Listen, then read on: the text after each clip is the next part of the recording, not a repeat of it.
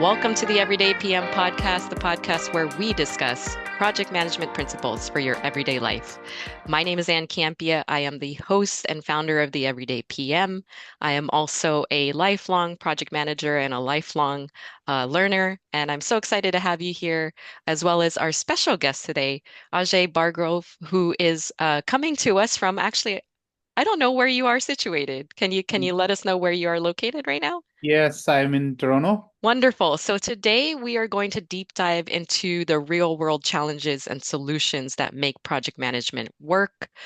In particular, we are going to explore one of the most critical yet often overlooked aspects of project management when it comes to procurement. So, Ajay, as our guest, I want to welcome you as well as let the audience know that you are the author of one of the my favorite books that I typically instruct with as part of my project procurement class. So you are the author of a textbook that I use quite heavily as part of my courses within my project management courses that I teach for the University of California, Riverside, as well as just an expert in this subject matter. So I'm so excited to welcome you to the podcast today. And for those who have not met you or do not know of your background, can you give us a brief introduction? Yep. Thanks. First of all, thanks for having me on this podcast. I've gone through all your previous podcasts, and all of them are so good. Thank Um, you.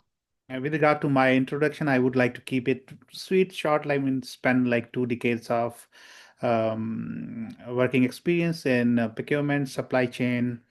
Um, uh, l- Fortunately, I have been touched by all the sectors: service, oil and gas.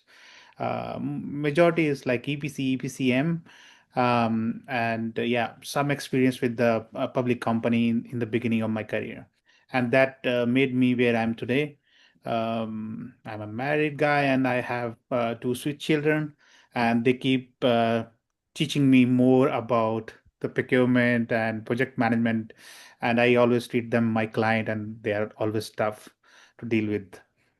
Yeah. That's wonderful. Well, welcome and thank you for sharing a little bit about yourself as well as professionally and personally. So, we want to dive into this concept of project procurement because one of the things that makes this book special is its practical approach, which is why I like to utilize it with my students because when you hear the term procurement, that can feel a little bit daunting. You know, project Yeah. managers may not necessarily understand the concept of procurement and what their involvement is. So Yeah. let's start with the basics. So in your book, you emphasize that procurement isn't just about buying things, Yeah. it's a strategic function. So can you Yeah. break down for our listeners what project procurement really means? Yeah. So when I was doing my PMP exam in 2012 and then 2013, I passed it out. So I happen to be working at that stage. I just want to touch a little bit of background so that people can understand. And I was Absolutely. already working in 5 years within the procurement and coming straight out of the engineering college and now managing a procurement department. Uh, it was a public utility and I was making into the private sector. So there you have set of regulations, right? You have complete encyclopedia how you should be working, what you are supposed to do in certain scenarios. That's very much easy thing, right? You just go and check the regulations you have and act accordingly. Whether you like those encyclopedias or not, that's a separate question. So why I started this book in 16 is with my experience, and when I was starting my career, uh, I was struggling to get a proper knowledge on the procurement. There is a lot written on the project management philosophy. All Hmm. it was a chapter, I think, chapter 12 on the PMBOK fourth edition when I did my PMP. Wow. So very, very fine things were written, very crisp things, and it was not detailed. Over the years, I realize it's a strategic function. It's not like transactional, right? It's not like just, issuing the purchase order, getting your material done. It's not like you do your groceries. Hmm. It requires a lot of other things which you need to take care. It's a risk management function. It's not only trying to buy the material, but you are trying to deliver to your client, and make him feel happy for the requirement he asked for, not even giving them the gold plated things, but not giving them some inferior quality products also. Hmm. And you don't want to be like delayed on the schedules, right? And when it comes to project, we all know the iron triangle we have. It's like scope, time, and cost. So you don't want to delay anything. If you delay on or you change any lever on the iron triangle, everything is affected. Sure, sure. So And yeah, one of the things that I appreciate is it really opens up the world of project management. To your point, it's mentioned, but there hasn't been real material to make it, like I said earlier, practical and or something that a concept that project managers can really grasp as part of their role.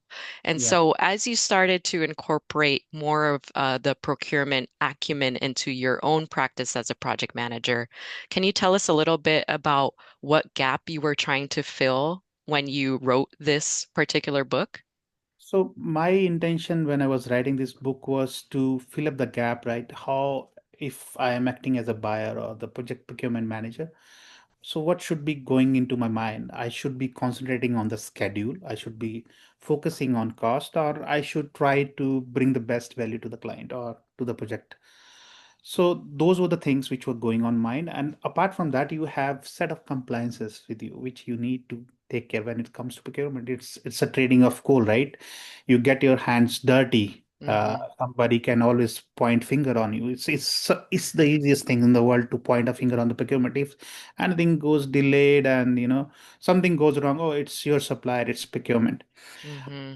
So how would you deliver within the iron triangle, controlling all the parameters? Not exactly, it's not like a corporate purchasing where you can delay, right? It's coming for some utilization. It's not a very complex item. Yeah, Whenever you're doing a project, it's unique all the time.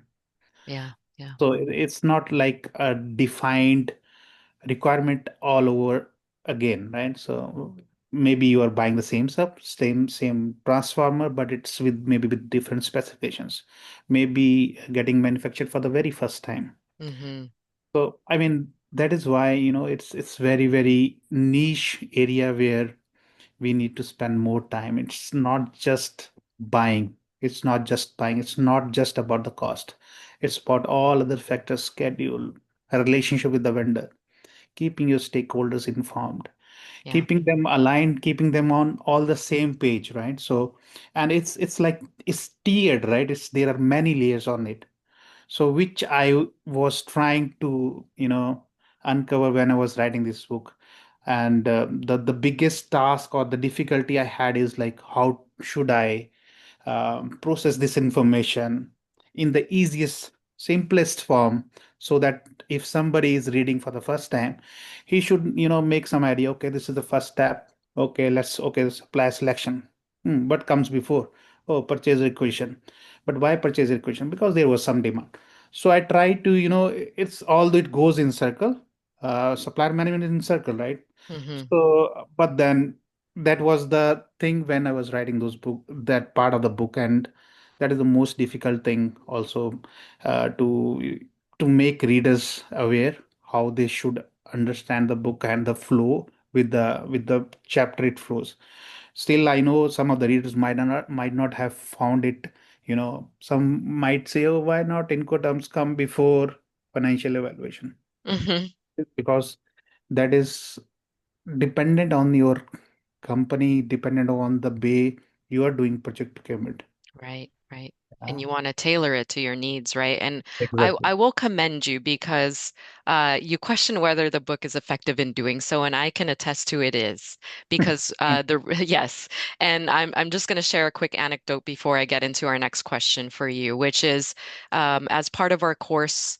I couple that with the concept of quality and how procurement and quality kind of go hand in hand. And one of the things that I'm proud to say that comes out of discussions about the material you provide for my course is that within your book, because it's practical, I hear the students and their anecdotes about how they've been utilizing the text to then influence what they do in their day-to-day jobs. And so one of the examples that I'll give is we had a really nice active conversation with my students about acquiring certain materials. And in this case, it was somebody that was working to build a automotive. And one of the pieces of materials they talked about was, we had a choice in the procurement process to go with a vendor that would supply us with a piece of that material that would come a little bit faster. It was a little less expensive. However, for our company's objectives, one of the things we promote is we provide high quality products.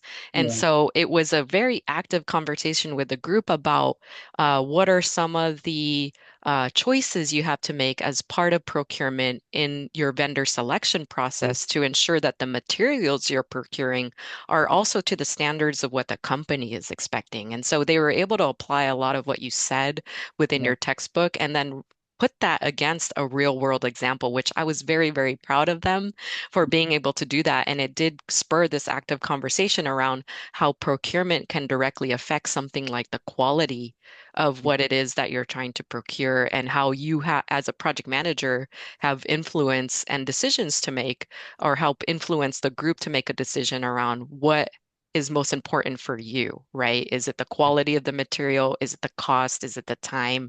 So to your point, procurement is intertwined in all of that in which a Yeah. project manager is looking at. So Yeah. that gets me to my question for you, which is from what you've seen in your experience, what are some of the most common procurement mistakes that you might see project managers making? And I know I provided one example of how my students have discussed it, but do you have an example that you are willing to share with us? So I think the biggest pitfall I saw when it comes to project procurement is like in the beginning of the project, you got your order from the client, and now project manager is all excited. Oh, I'll get things done quickly. I get my specification done by the engineering, make run to procurement, do place all the orders quickly, right? Hmm. And then present it to client. Oh, all the orders are placed. Now everything is coming in 16 weeks, 20 weeks, or 4 weeks. Now we can plan the construction side of it. The important thing the project manager is missing is it's not about pushing some papers to the vendor and placing order. Sure. It, Yeah. and that is the biggest pitfall. And they pay the price. Over the years I've seen it's not just um, one project I've seen. I've done multiple projects with multiple companies in different sectors. And that is the biggest pitfall I saw, that, and it's a knowledge gap. All the project manager might be intelligent, he knew it already, but then they are running behind the schedule in the beginning. Hmm. And the moment, materials start coming, they realize, oh, I should have waited for a little bit long, and then, Yeah. firm up my specification and requirements. And they start paying the price later. And towards the end of the cycle, when your project is about to be completed, they have to pay through the nose, and they're really going mad about the cost controlling. Hmm. They are not so aware. They were, although they have the knowledge, but they were not aware that this is going to happen. Just to make your client feel good in the beginning, you are creating a lot of mess once Hmm. the things start coming in. And that is why I said it in the beginning, that it's a very strategic function, very niche. Yes. Yeah. You need to think about those things. So you don't want to do root cause analysis and lesson learned in every material you bought. Hmm. But you should be, we are buying commodities, like something related to copper, steel, or something. And those are the prices which are fluctuating. They have their own lead times. So you need to understand when to buy, how much to buy, and if you don't have to buy, why you do not have to buy right now. You can wait some time, right? But I have not seen a single project manager who has said to me, "Hey AJ, I want you to buy one, two, three, four, and 10. Leave in between line item. You don't have to buy right now because I see this will kill us on the costing. If you Hmm. buy the steel prices or something structural steel, or say anything related to copper, and that will shoot up your overall, screw up the budgets." Yeah. So that is something where I would say that is the biggest pitfall I saw. Yeah. Even though project managers are aware, that they might be screwed up on the cost, but I have not seen a single one who has, came and negotiated, oh, you don't buy everything right now. So that's the biggest pitfall. And um, another one I would say is the misunderstanding or the misconceptions, especially with the new buyers or new Hmm. procurement engineers who are starting their career just after the college. Is like they think, oh, I did not see the purchase requisition. I need not to act. Yeah. So that is the biggest pitfall for the buyers. I mentioned project manager because projects start with the project manager. So, but the procurement has to act much before that. The moment project is being bugged or you are bidding for some client, okay, some project, you have not received it. But if your companies allows you guys have man hours and you have such a process where you can integrate yourself when you are bidding actually, not during the execution, Hmm. that makes life easier for everyone, project manager, client, procurement. So that's the second thing. I mean, the misconception about purchasing starts with the purchase execution. So Yeah. those are the biggest one I saw.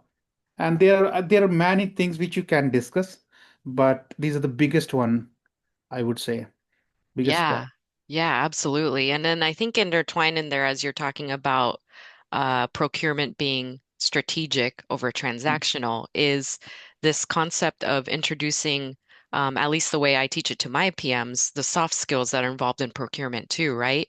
Yeah, Because there is this aspect of vendor relationship management that very comes important, along very with it. critical. Yes. Yeah, so you touched on that a little bit, so I want to go a little bit deeper into that. So, one of the things that really stood out to me in your book is this emphasis on relationship management with your vendors and your Yeah. suppliers.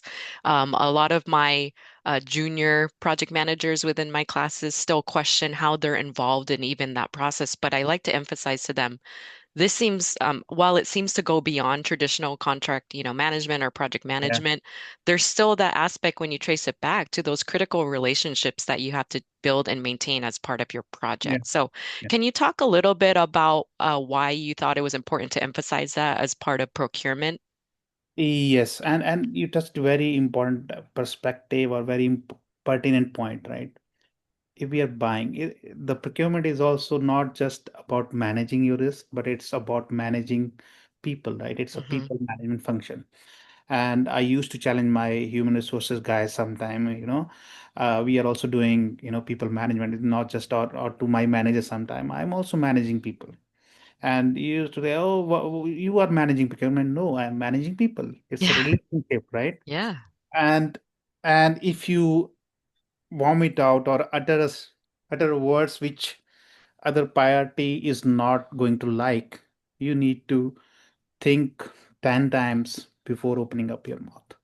yeah, Because some people say, okay, I'm a very open, straightforward kind of person. I will go ahead and, tell the vendor, oh, this is not the great thing you did. uh, you need to decide what is the right time to communicate. You don't want to relay all the messages today. So, and that is why your relationship with the vendor is very important. You don't want to kill the relationship just by pointing a finger, oh, because you delayed and now my project is screwed up. I have to pay the penalties to the client and I'm going to blacklist you from the next time. mm, Obviously, you're trying to kill the whole relationship. yeah, You need to be empathetic, and these are capital projects. These are the project which evolve over the time, right? So we yeah, have to be empathetic and then flexible during the execution of the project specifically. yeah, yeah, So absolutely. yeah, so that's the biggest thing, and that is why if you have seen that I've written long-term contracts, right? Mhm. Over the years, if you are executing the same kind of projects, right, you get to meet the same set of suppliers most of the time. If you newly if you got new project and you are not executing completely new thing, you're gonna see the same set of people. Sure. It's not just for today, it's for tomorrow and it's for future. Hmm. So we should not be spoiling the relationship, not with the vendor, not with client also. There are ways to communicate, get your things done easily with being polite, being empathetic, and being considering yourself sometime in the shoes of supplier. Okay, this might have happened to me. The cultural boundaries or the tariff boundaries, like we have been hearing a lot much on the tariff Hmm. from the states recently, that has clogged deliveries on the ports. But that is something beyond the control of supplier. So we need to be little empathetic, understand the Yeah. situation. Okay, it's not him. It's some trade conflicts ongoing, and you need to communicate same way to your client. Try to bring everyone on the same page. Try to find a solution instead of pointing a finger. So it's the key of whole procurement.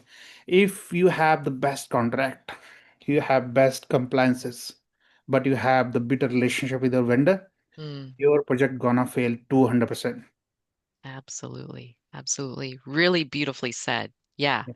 And that alone, that component alone of the way that you describe it in your book always resonates with every cohort that I teach Yeah. is it's not that they forget that there's this aspect of utilizing soft skills and the empathy that you're saying in building those relationships, but maybe it's you do such a good job of connecting the dots between again why procurement is a strategic um, management over transactional, but also in what you just described, the longevity of the relationships. These are stakeholders like anybody else, even people that you would be working with internally.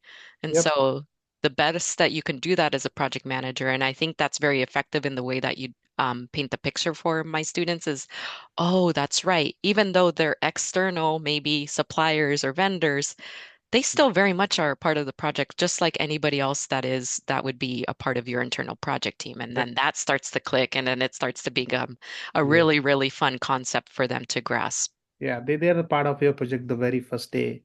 Absolutely. You have a kickoff meeting. So even before that, you should have a relationship. If I'm talking to five different bidders and the order is not finalized, I should not be biased about one or other bidder and thinking, okay, this is going to get the order.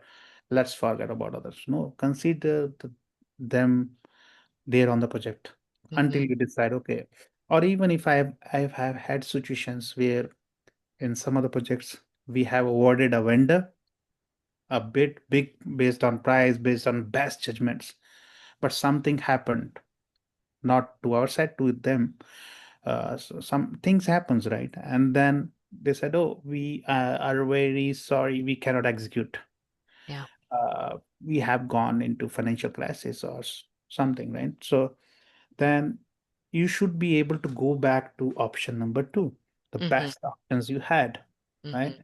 You don't want to go start from the scratch and where all the documents now are issued to the market start working again. No, you don't want to do that, right?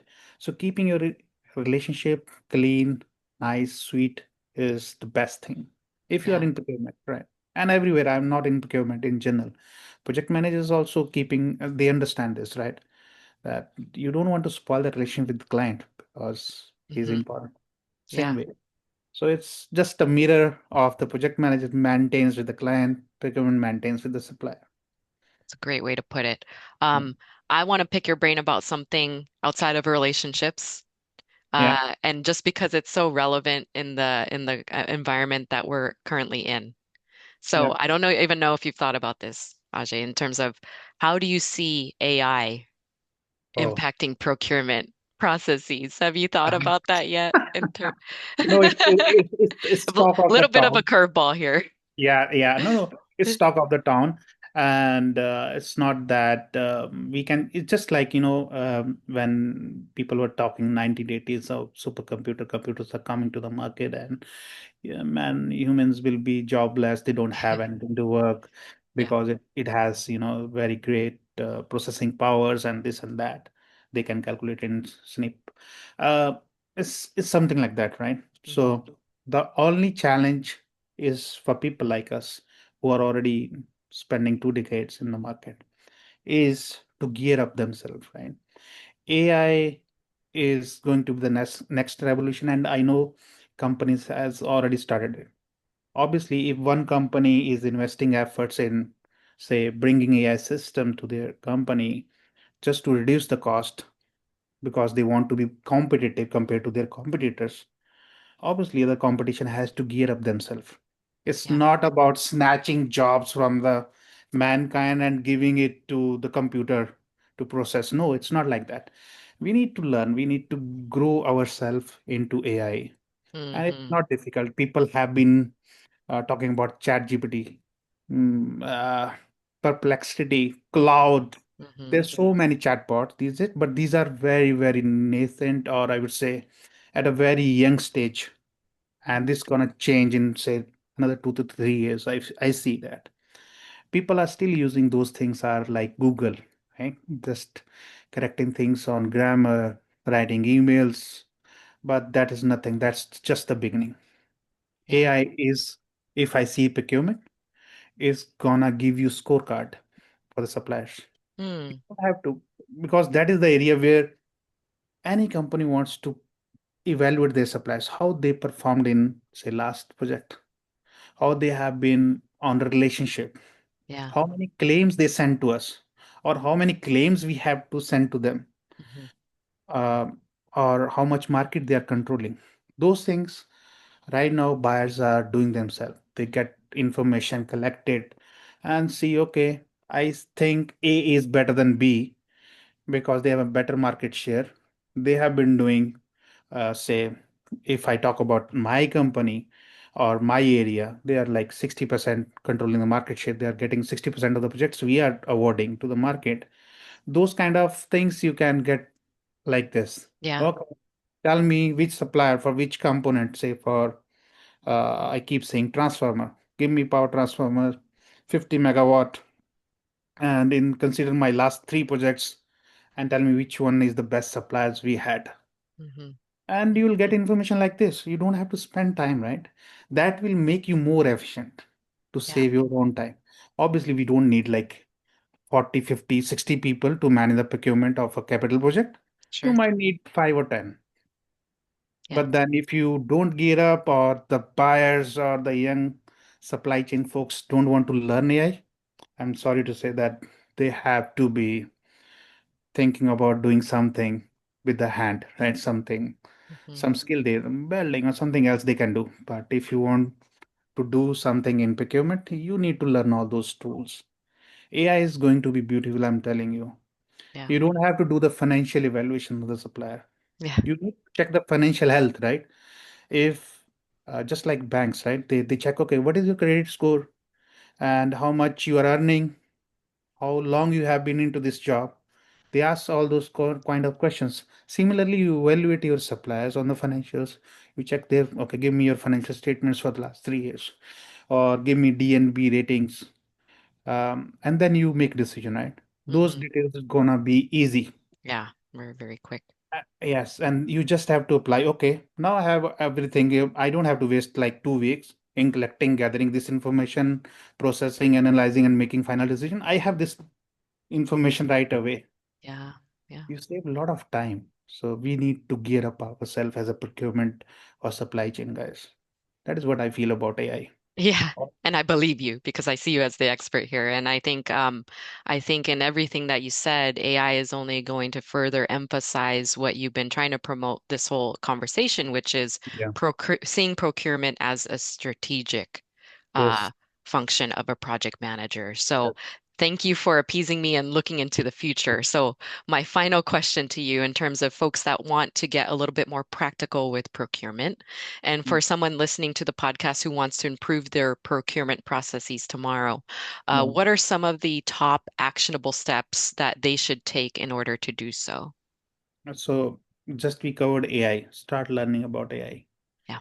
So that's the first thing. There are a lot many things. There are a hell lot of courses coming up from all the reputed universities. Even I think University of California Riverside must have one, and I believe I saw one is available. Yes. Um, that's the first thing. You should be getting accustomed with the technology, right? So you don't feel lag behind. Hmm. The second important thing is like, since the data availability or analysis would be so easier, so if you want to improve your supply chain or your procurement cycle, you should be looking, okay, what are the long lead items? That's first thing you should see. Any procurement is everything is not critical on the project, right? Mm-hmm. It's like Pareto, like 80-20 rules. So only 20% of the item which going to hamper your project schedule. Mm-hmm. You don't want to buy at the end. You don't want to buy at the beginning so that items are lost or materials are lost in the site. But you need to think about, and I can say there is very good text available. Kralzik matrix is available where you can divide your supply chain. What is important? What is critical? What is miscellaneous? And then you make your decisions accordingly.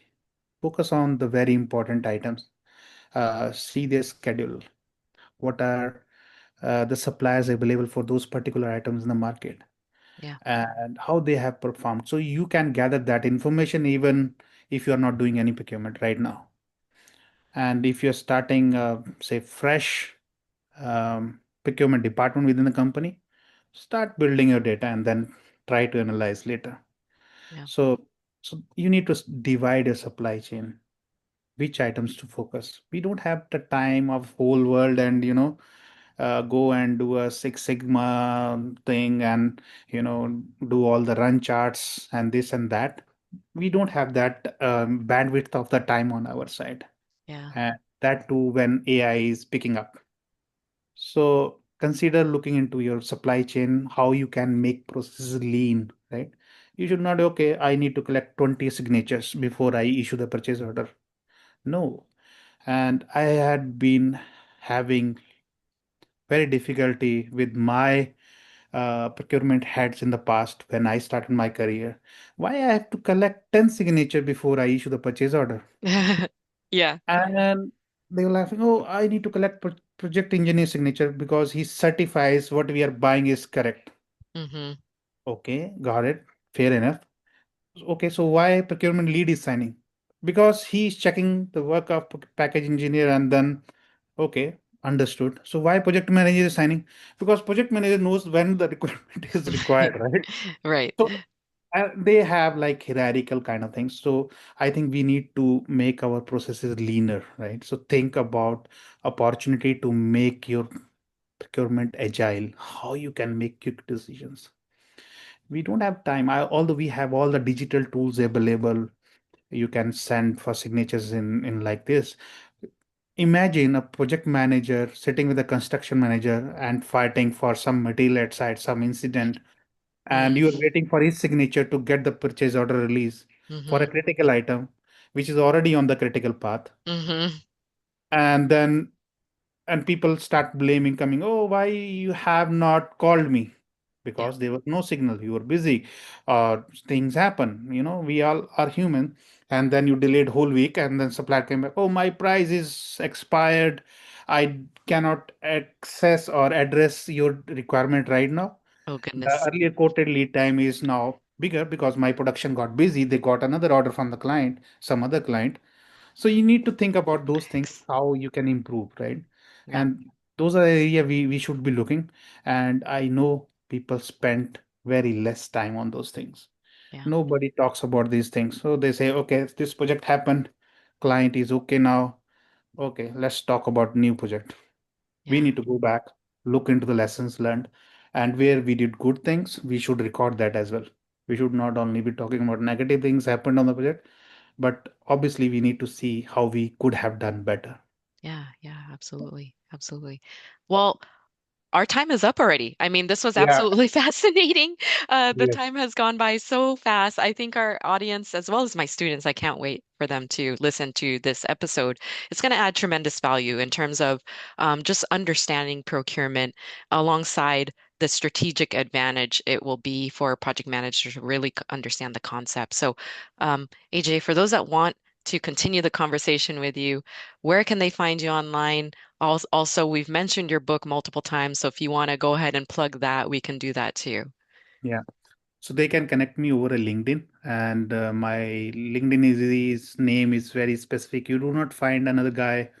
I don't know why, but in the whole world, my surname is little unique, and it's you can say just find my profile there, send me a message request, and I would be happy to connect.